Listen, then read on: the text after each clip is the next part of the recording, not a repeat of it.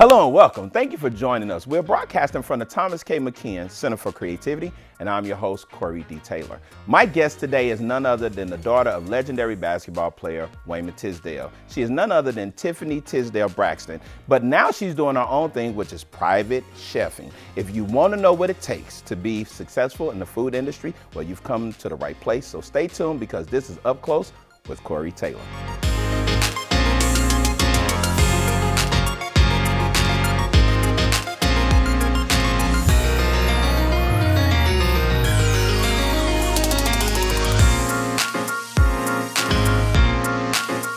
Hello and welcome back, and we are here with the amazing Tiffany Tisdale Braxton. How are you, ma'am? I'm good. I'm so glad you're here. I'm excited. It's been so long since I've seen you. So how you been doing? I've been doing good. Really glad to be back in Tulsa. We just got back in January, so. Yeah, because your travels have taken you not just a couple of places, but a couple of places around the country. Yeah. And that is all due to the fact that you were being a chef, a private chef. Yes. Yeah, some various different NFL clients of mine. So because your husband is a former NFL player. He is. So who was his name? I know his name, but I want you to tell the audience. Oh, my husband's name? Yeah. Oh, he's Brandon Braxton. He played at OU, so he's offensive line at OU. And then who he played with professionally? He played for the Cleveland Browns. Yeah, I remember when all of this was going, because I can remember, just so our viewers know, we have a history, and I can remember when he was going through the draft and everything. Yeah, because when we would have met, that's when it was going on. So for those who do not know, we're here to talk about some amazing things that's been happening in your life. You talked about the fact that you're a private chef, but I want the viewers to know one thing.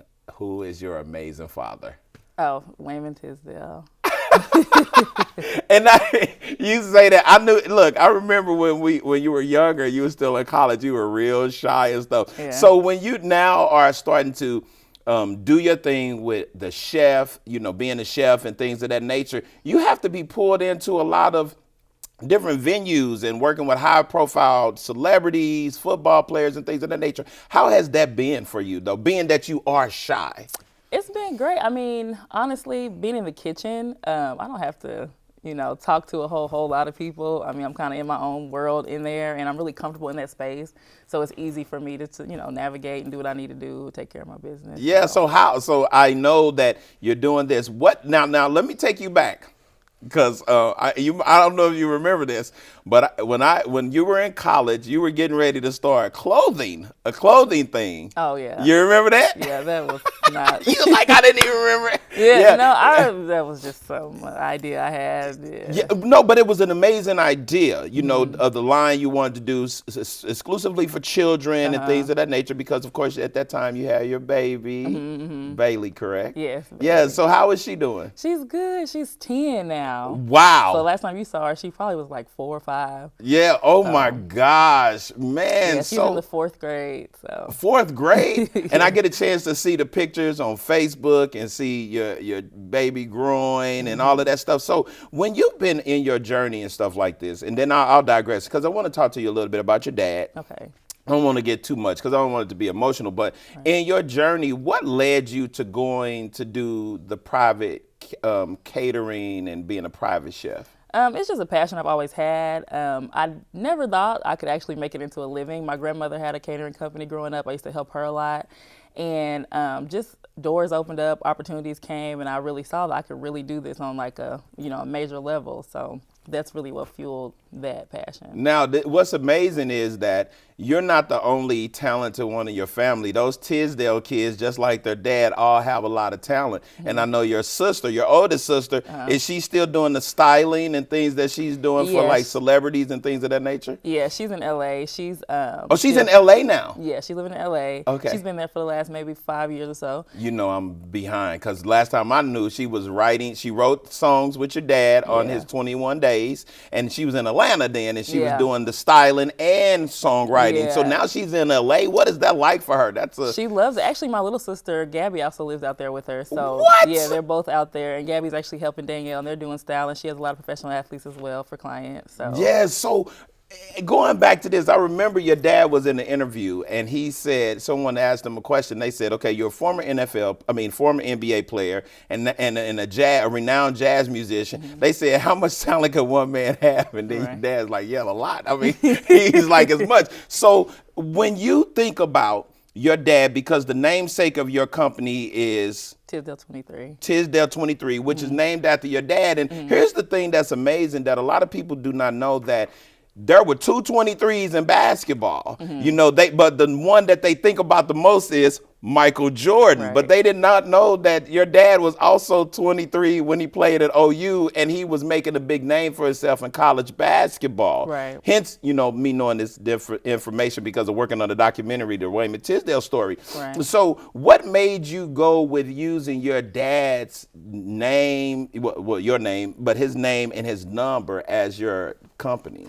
Well, honestly, it's, my business was in honor of my dad. I kind of got a start because of him and his compliments to my food, and it kind of got me really, fueled the passion to do it and do my business. And so Tisdale, I thought, what better way to honor my father than to name my business after him. Wow. So he was the inspiration, but not only that, but he was the inspiration for even your sister doing what she's doing. Because I remember when I used to see him dressed, he had some bad threads on. And I was Yeah. like, yo, man, where you get that from? He's like, that's my baby. My Yeah. baby styles me. It, tells me what to wear. Right. So in the wake of your father being gone now, I guess you said it's like been about seven Yeah, years? about 7 years. 7 years. How has that been going for you? Well, of course, it's been tough. We have good days, we have bad days, we have our ups and downs. But I mean, with our family support and just, being so tight, we've gotten through it. And it's been, like I said, it's been tough, but, Yeah, it was a hard time around that because the thing that I remember so much, and I allude to your dad a lot on this show, which is one of the reasons why I wanted to bring you on and hopefully be able to get your sister on when she's in town. But I was very impressed with who your father was, and even the things that in the short time that I was with him that I was able to learn a whole lot. It was some times when he was, in the hospital. I remember one time I went to go see him in Oklahoma City. He was in the hospital and he had his guitar there. And then I was just trying to teach myself how to play guitar. And then I picked up his guitar and he was like, man, put that little thing on there. And I was like, what is this little thing? And then he told me it was a capo. And then he was teaching me some little things on the guitar. And it was those type of small moments that I had with your dad that really impressed and left an impression on my life. And honestly, I wanted to have you on here because I wanted to just say thank you, for not only what you're doing and your sisters are doing and what your mom was doing with the foundation, but, for your dad, what he did for me, because quite honestly, probably none of what I'm doing now would even be possible without what he did for me. Wow. I can remember that first time I met your dad, I was in the Newport Beach. I knew a guy that worked with your dad, and we were at the Newport Beach Jazz Festival. And then I had to go back to LA. And then I said, man, I'm not going to be able to get back in. Do you have a pass or something like this? And your dad said something to me that really changed how I saw myself. He said, if you act like you know what's going on, they'll let you in. And I was like, oh, man, why you just can't give me a pass? He said, listen to me. Trust me. If you act like you know what's going on, they'll let you in. Yeah, he saw it. So I went back and came back. I went to LA and came back down to the Newport Beach Jazz Festival because I took some, video footage. And then with as much confidence as I could muster, I had to come through the back because I was parked on the back side, and they was like, sir, real nice resort. They was like, sir, what is it that you need? I was like, I'm with Wayman Tisdale, and I work with him. And they was like, oh my God, sir, come this way. And then I saw your dad. I was like, it worked. He was like, I told you, dog, it'll work. So your dad was cool like that. But what are some of those things that you remember most about your pops? Just all his inspiration, his smile, his never give up attitude. He kind of instilled that in us, and just the values that he's instilled in us to never quit, no matter what we're doing. And, just all these great stories that you guys, so many people tell us. So Yeah, things like I that. could remember. I have still some behind the scene footage, and I know after he passed away, I didn't really want to burden anybody, but I would love to deliver that to your family. That'd be awesome. And I can remember after. No, he just had that silly personality. Yes. And I got a chance to be around you all and being home with you all. But I can remember after he had his surgery, because when I met him in Newport Beach, he hadn't had the surgery yet Right, of his leg amputation. And then after he had the surgery, me and my associate, we went up. They used to work with your dad, and we went up. And then I'm expecting the room to be like down and gloomy. And then I said, and so I walk in and I'm like, okay. And I'm praying. I'm like, yo, Lord, I'm like this.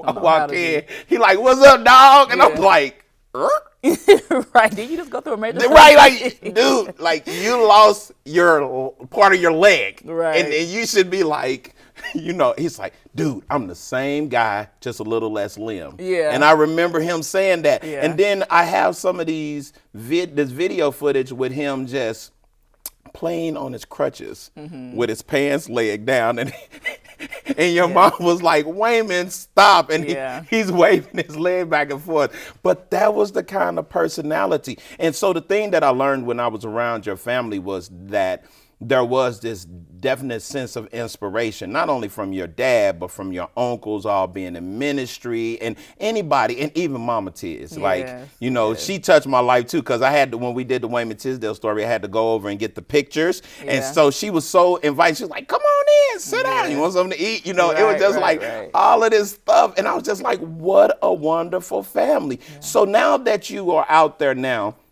doing your thing, you're doing your private catering and being a private chef, like what have been some of the challenges you have faced to try to start your own business? Because it's probably not easy to do. No, it's not easy. Actually, I would say it's probably even more challenging because my dad is gone.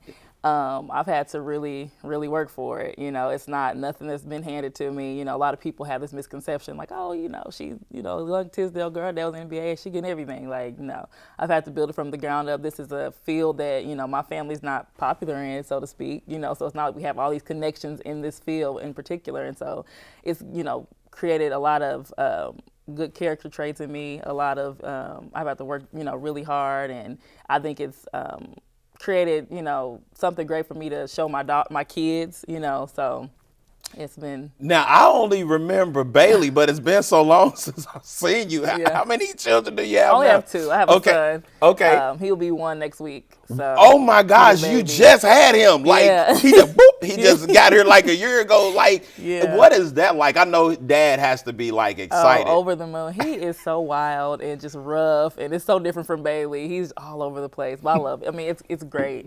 They have a big age difference, but it's great. She's like a big sister / half mom to him. So now I know that the family all did sports and all of that. So did that pass down to Bailey? Is Bailey a sport? Bailey, yes. Yeah. I was going to say me, no. But Bailey. Well, I knew your story. I know, no, but I knew. I wasn't blessed that way.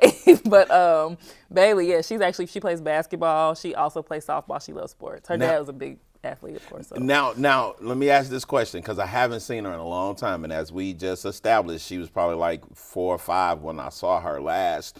But you're tall. How tall are you? I'm 5'9.5". 5'9", and Dad is how tall? He is 6'6". How tall is Bailey right now? Bailey is literally 5'7", and she wears a size 11 shoe. Ooh, and she's how old? She is 10. Yes. But, she's probably not going to grow so much. I mean, like, she probably has a few more years of growing, and then that's it. Wait. Yeah, she's 10. My daughters are like, I have one that's 5'5", one that's 5'5" and a half. Oh, my kids are almost out of college. Oh no. Yeah, I they're thought you almost were out of gonna say, college. like, No. I literally, and I'm happy about this. But my oldest daughter now, to bring you up to speed, she's getting ready to graduate from OU oh wow, in okay. engineering. Oh, My second oldest awesome. daughter is at Southern New Hampshire University playing field hockey, and then my son is at Awesome. the University of Tulsa playing football, and then my baby daughter is a junior at Jinx. Okay. So Jinx High School. So I'm about to be an empty nester. Oh You know what I mean? wow. And so it's been a long time Right. since we've come together. But with that being said, like, so has she had any concerns? Because I know when children, especially girls, when they get taller and they out, because pretty much she's probably bigger than all of the Yeah, she's kids about she's tall as her around. teacher. Right, Or if not And, you know, taller. has she come to you with that complaint, like, Mom? Yeah. You know, how do you handle that as a mother? Well, my mom has handled it with us, so I mean, That's right, we were because your all mom taller. is not tall. No, my mom is like 5'5", probably shorter than that, honestly. Right, But right. you know, I just tell her to be confident, be happy, you know, with who she is, and you know, tell her, you know, this is how God created you, and you know, so she does okay with it. I mean, she struggled earlier on, but now she's getting a little more confident now that she's in sports and everything. Did you just tell her that mom's tall, aunties are tall, Yeah. everybody's tall? Which is weird because your brother, he's tall, but Not as tall as everybody thought he would be. Thank you. Yeah. I was like, okay. It's so funny. Everyone How did says he that. feel about that? Bubba. I don't know. I mean, he had no choice in the matter, so I guess he's fine with it.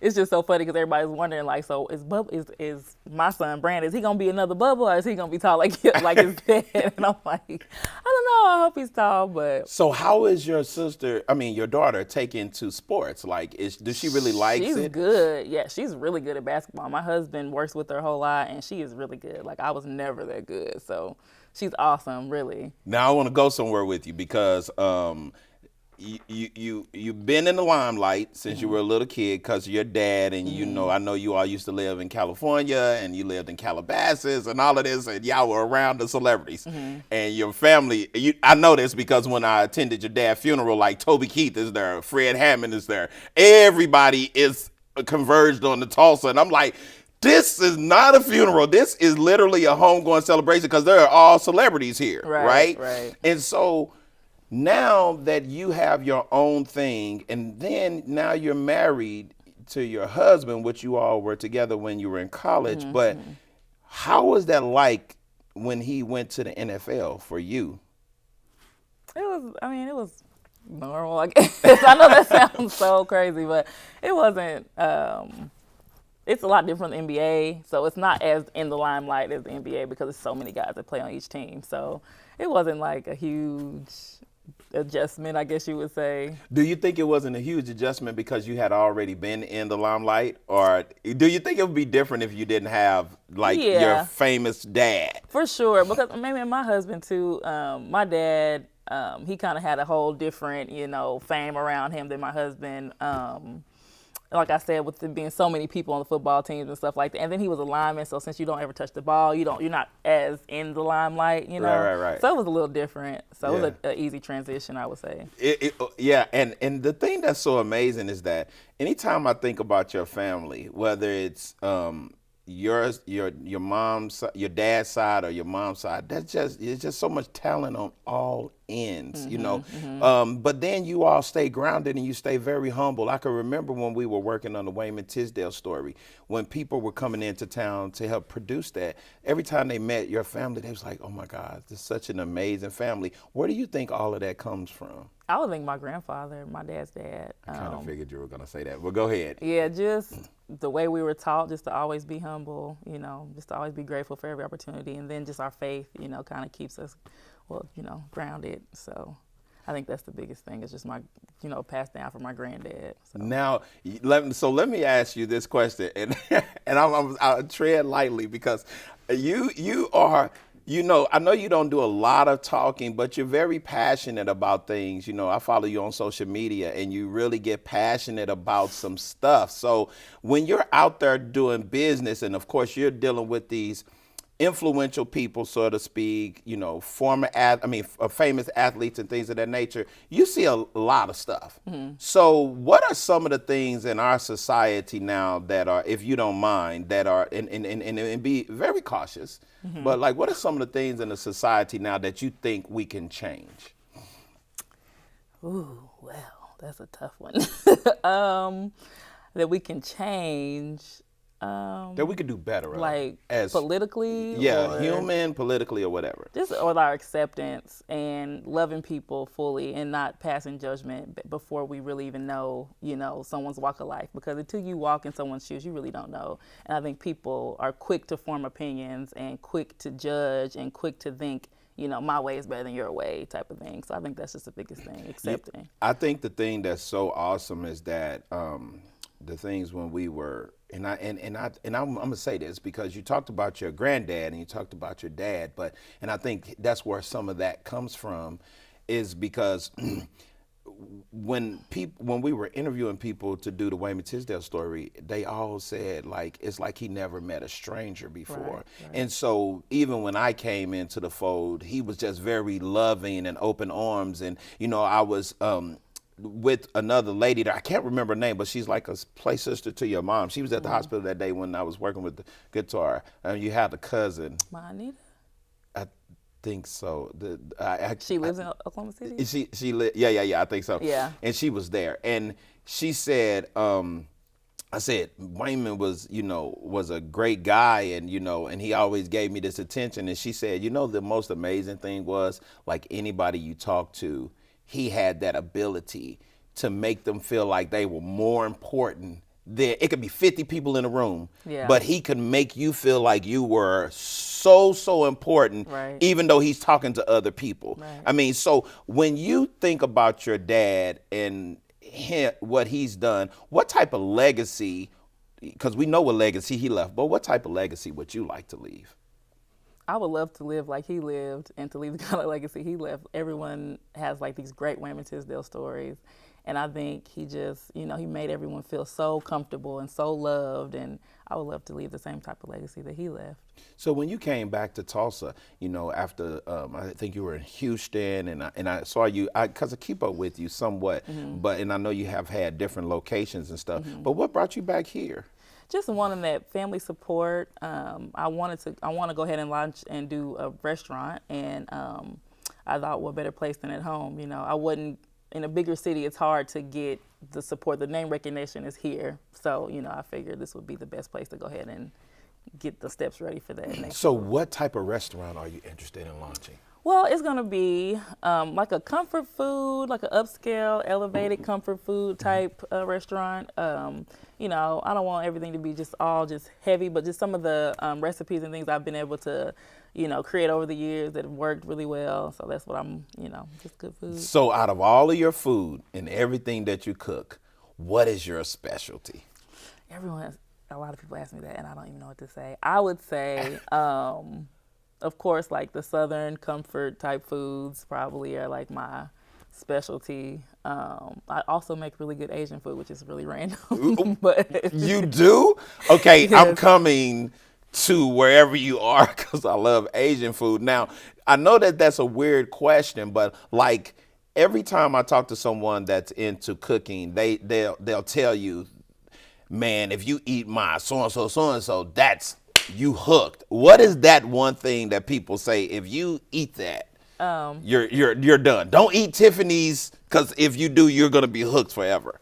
I would say maybe like my smoked Gouda macaroni and cheese. Smoked Gouda? Yeah. What is that? Is it Gouda cheese or something? Yeah. Oh wow! So why do you think that that's your deal? I don't know. I've just played with the recipe over the years, and it's gone over great most times. So wow. So when you started off and you said it's a competitive business, which I'm pretty sure it is. I had a friend who actually went to I guess it's CIA or whatever, International Culinary something. Yeah, he was, every time I went over to see him, whether I caught up with him 10, 15 years from now, he's like, you hungry? I'm gonna cook, and he cooked the most amazing food. So I knew that it was competitive. So when I thought about bringing you on, I was like, man, this is a good thing, and it's very competitive. So how have you been able to distinguish yourself from other people, being that it is so competitive?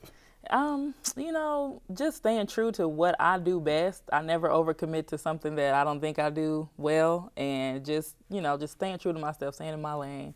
And I feel like when you stay in your lane, nobody else is gonna be there to distract you or get in your way. So whatever's for you will be for you if you stay doing what you need to be doing. Now I know that momentum is picking up even more, and this is so crazy because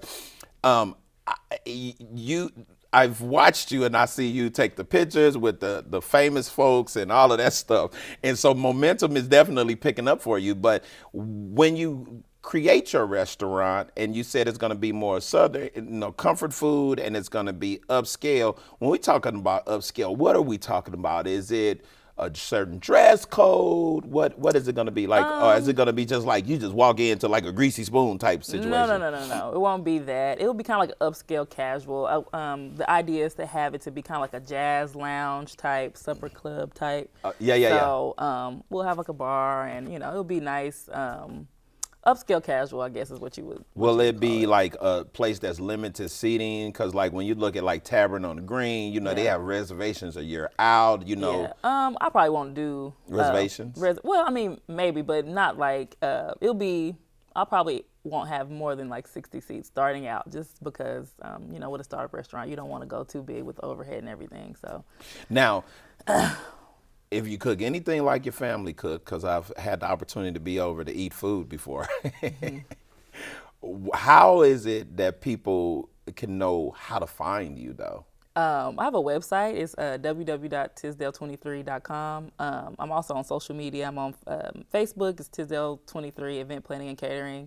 And then on Instagram, it's Tisdale23 Catering. And then on Twitter is Tiz23 Catering. Girl, you are putting that out there. You have a lot of stuff. Now, this show, Up Close with Corey Taylor, it's all about helping people to know what it takes for them to go on and be successful. And I want you to think about this, and you take your time.